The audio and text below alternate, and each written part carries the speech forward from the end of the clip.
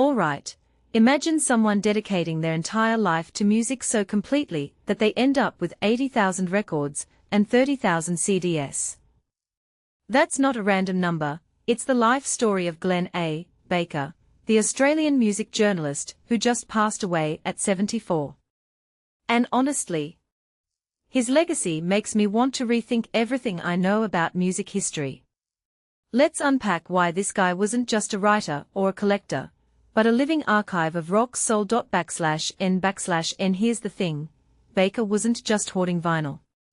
He was curating a time capsule. In an era where streaming algorithms dictate what we hear, his collection feels almost radical.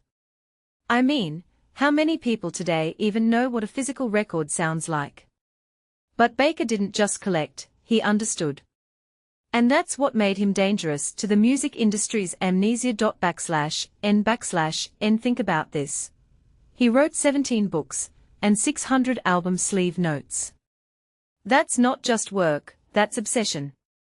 And when Jimmy Barnes, one of Australia's rock titans, says Baker was his go-to for music history, that's not flattery. That's a testament. Here's a guy who didn't just report on music, he shaped it. The fact that he co-wrote a Christmas song for all 55. That's not a footnote, it's proof he wasn't afraid to get his hands dirty. /n/n. But here's the twist, Baker's story isn't about nostalgia. It's about survival. When he auctioned off his collection earlier this year, he didn't frame it as a sad goodbye. He called it a transfer of devotion. And isn't that haunting? This guy spent 60 years building something, then let it go because his body betrayed him. The stroke, the hip surgery, it's like his body finally said, you've got to stop chasing the next rare vinyl. /n/n. What fascinates me most? His BBC title as Rock Brain of the Universe. 3 times. In the 80s. That wasn't just trivia mastery, it was cultural literacy.